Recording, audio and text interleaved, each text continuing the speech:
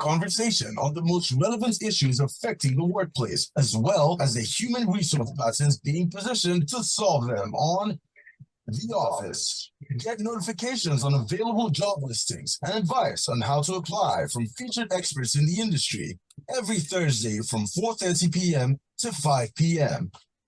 Only on Lake Talks 91.3.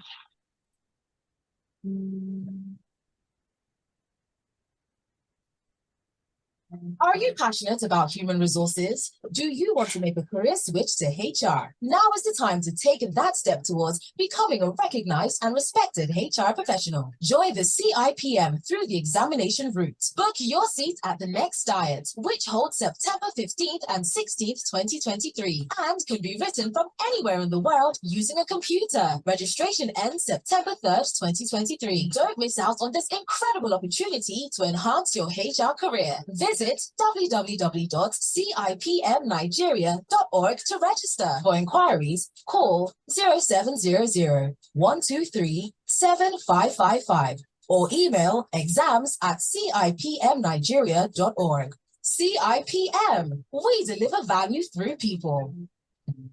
Industries are experiencing rapid and exponential bouts of change. Technologies have become more disruptive. The external market is more agile. HR is charged with shaping a progressive organization and nation. Join over 3,000 professionals to gain insight into cutting-edge solutions to help navigate the changing times and build sustainable HR practices that aid business and national development at the 55th International Conference and Exhibition and Emerald Jubilee Celebration of the Chartered Institute of Personal Management of Nigeria. Theme: Sustainable HR, Business and National Development. Date: November 13th to the 16th, 2023. Venue: International Conference Center, Abuja. Featuring engaging learning sessions, experience sharing by thought leaders, showcase of latest HR trends and tools, networking opportunities, and gala and awards nights. To register, visit www.cipmnigeria.org/conference. For inquiries, call 0700-123-7555 or email conference@cipmnigeria.org. CIPM, we deliver value through people.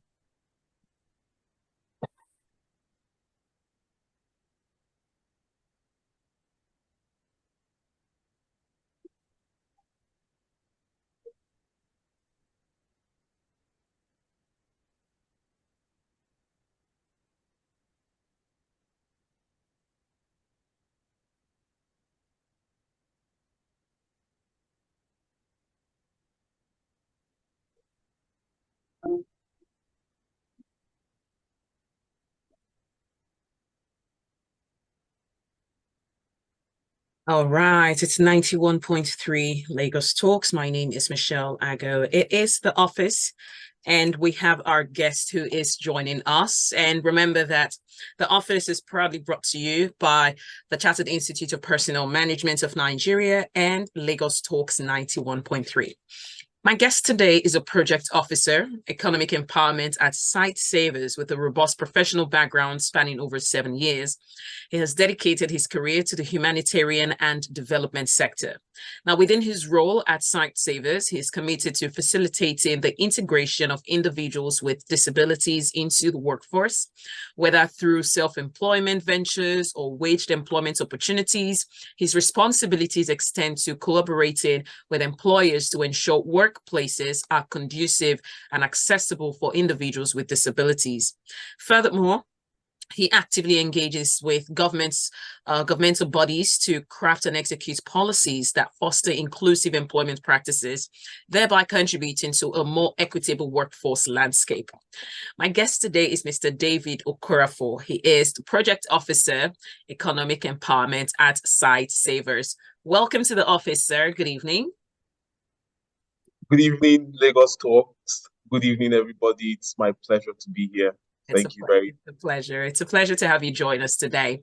Today, we'll be discussing unconscious bias, stereotype, prejudices, and discrimination. And I think this is a fitting conversation that we should be having with someone like you, given what you do currently. Could you please break down the topic a little, just to give us a better understanding to to understand the topic better, especially for the sake of our listeners? Yes, this topic, like you said, is very relevant. Unconscious bias, which is something that stands out as a major problem within office spaces. Usually, unconscious bias out as dramatic or unintentional judgments and attitudes that people may have towards persons with disabilities or other people based on other characteristics such as disability types or even tribes or religion. And stereotypes, they often play out as fixed beliefs or assumptions about particular groups of people, usually based on limited information or informations that are unrealistic or just come out as hearsay.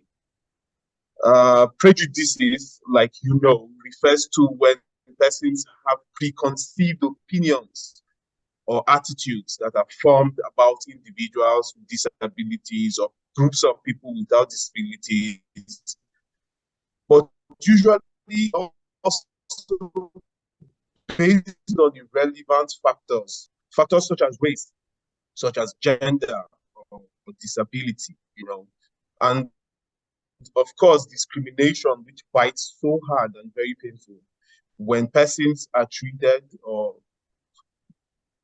unfairly based on unprotected characteristics. When you get unfair treatment based on your race, based on your disability, based on your gender, then we're talking about discrimination. And this is very fitting to talk about because of how much it ruins workspaces. All right. Now, as individuals, how can we be better at reducing the negative stereotypes and personal biases? Because I think we all have them based off of our environment, religious backgrounds or differences, cultural biases, and so on. So how do we check it? How do we reduce the negative stereotypes and personal biases that we all have as individuals? Yeah, like you said, we all have negative biases, you know, unconscious biases, because we grew up to see some of these things play out in our own societies and communities, and we just pick those up. But we definitely have to take actions against them. And I often say that the first good step is to educate yourself, to learn about the different forms of discriminations out there, how it actually plays out and the effect it has on people. Educate yourself on what biases are, and then to challenge those biases, recognize and address your own biases through self-awareness, through open conversations with those marginalized groups, those persons with disabilities whom the society refer to with names that are inhumane. Okay, so learn about those biases, address them, address yours through self-awareness.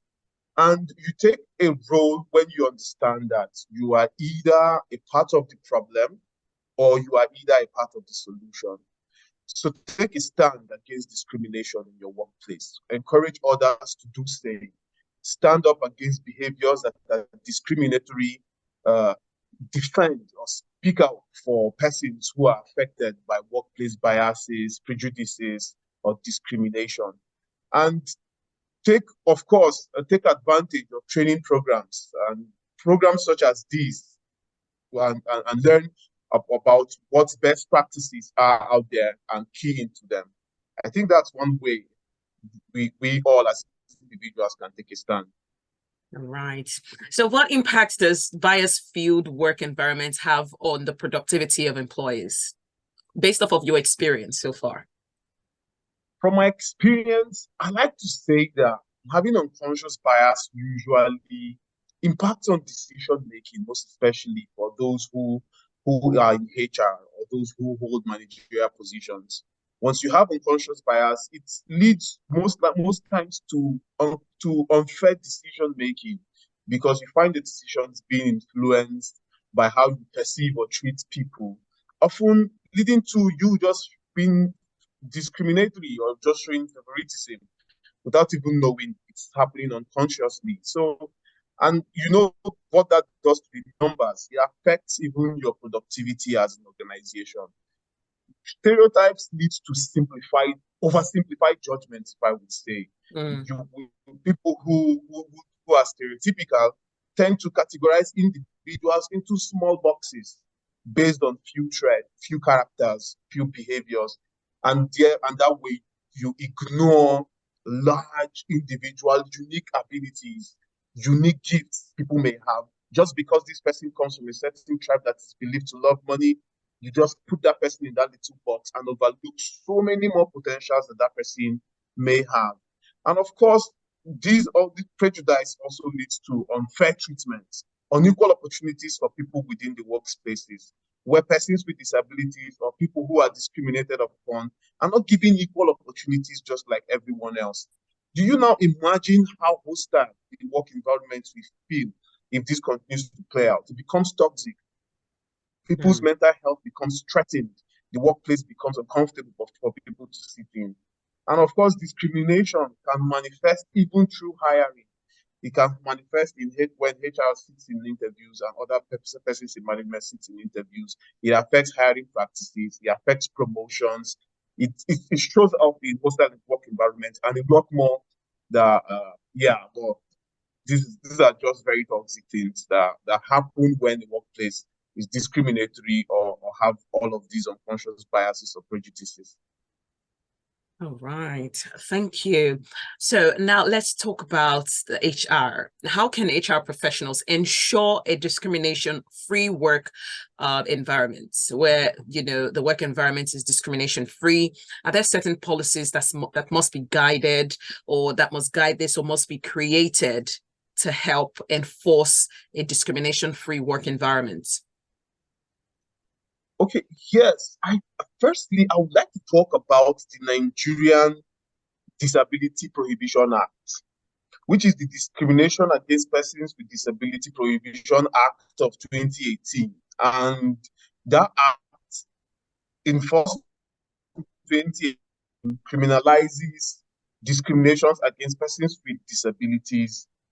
It stipulates a 100,000 fine or jail time of 6 months or even both for persons who are convicted, and ₦1 million and jail time for organizations. That the HR system needs to look at the Nigerian Disability Prohibition Act and key into that act. But beyond what the government says, beyond the Nigerian Disability Prohibition Act, HR needs to show that HR takes a stand against unwholesome behaviors, unacceptable behaviors within the workspaces. So what can HR do? HR must implement policies, develop and implement policies that are domesticated to each work environment, that shows what happens when a person is discriminated upon, what the organization does to respond, and what acceptable behaviors are, what acceptable behaviors are not. HR could also organize trainings that provide diversity and inclusion trainings and refresher trainings for all of employees. That way, even people can be assisted to understand what biases are, even helps to recognize their own unconscious biases and respond or address them. HR could, of course, and this is key, lacking in very many organizations, establish a proper feedback mechanism, if possible, an anonymous feedback mechanism where persons who feel affected can report. Persons who feel they have suggestions can make them. And that way, the organization as a whole holds people accountable for discriminatory actions. Then, one thing that has always proved very useful is HR could create safe spaces, like a platform where discrimination, biases, and all of these can be spoken about. Create maybe a self-help group for marginalized clusters of work. Maybe persons with disabilities could have their own little groups where they talk about how to deal with discrimination and what appropriate actions should be. But the most important thing we must accept from this discussion this evening is that the work environment cannot just be toxic free when HR folds his hand and what things go on autopilot. There has to be laid down policies. And the very best way to start is to key into the Nigerian Disability Prohibition Act of 2018. Right, thank you. Now, I understand that CIPM and Sightsavers, where you work, have an existing partnership. Can you tell us a little bit about it and the impact so far? Yes, Sightsavers. Sightsavers is an organization that is big. Firstly, on preventing avoidable causes of blindness, and also in ensuring that persons with disabilities take active involvement in everyday lives activities, including work. And so we have programs where we help persons with disabilities to find the jobs. And that's where CIPM come in. We partner with CIPM for job seekers with disabilities. So we have members of CIPM serving as mentors to young persons with disabilities who are active job seekers. CIPM have been able to provide on the spot guidance, train persons with disabilities on the necessary soft skills to look for jobs, such as developing CVs, cover letters, how to handle interviews, and all of those, holding social media presence and all the necessary skills they need to excel. These have been very useful because more than 60% of job applicants with disabilities that have served as mentees under members of CIPM have successfully secured jobs of their own and are maintaining those jobs. So we are very excited about partnering with CIPM, and we hope to continue for as long as it is possible. All right, thank you. Now, just before we wrap it up today on the office, any final words? Yes, we all need to take a stand also, including our listeners who may not be part of the office. But we as a country, as a community, as an individual need to understand that discrimination, conscious bias, and prejudices all can be rooted out when we work at ourselves, one person at a time. It starts with us. And one of the easiest ways we can do that as individuals is to think about the language we use when we refer to persons with disabilities. Mm-hmm. And it means do not call somebody who has albinism an albino. Do not call somebody who has a mental health challenge an imbecile. Do not call somebody who has a physical impairment a crippled or a liability, or all of those words that we may pick from languages. All right, thank you. And I would like to put a final note. Okay. Go on, please. The best we can barely hear you. The line's breaking. The line is breaking up. We can barely. Put the human thoughts and apologies. All right, if I'm clear now. Yes, please. Please go ahead. Oh, so sorry about that. Anyway, that's the size of the show today. We apologize for that. Just network failure towards the end. But my guest today, as you've heard, is Mr. David Okorafor, and he is the project officer of economic empowerment at Sightsavers. We do appreciate him for joining us today. We have questions here. Unfortunately, he will not be able to answer it because he's dropped off the line. But join us next week, Thursday, for more on the office, where we have special topics every single Thursday from 5 p.m. to 4:30 p.m. rather, to the 5 o'clock hour. But coming up next is Critical Thinking with Seal. Please stay with us.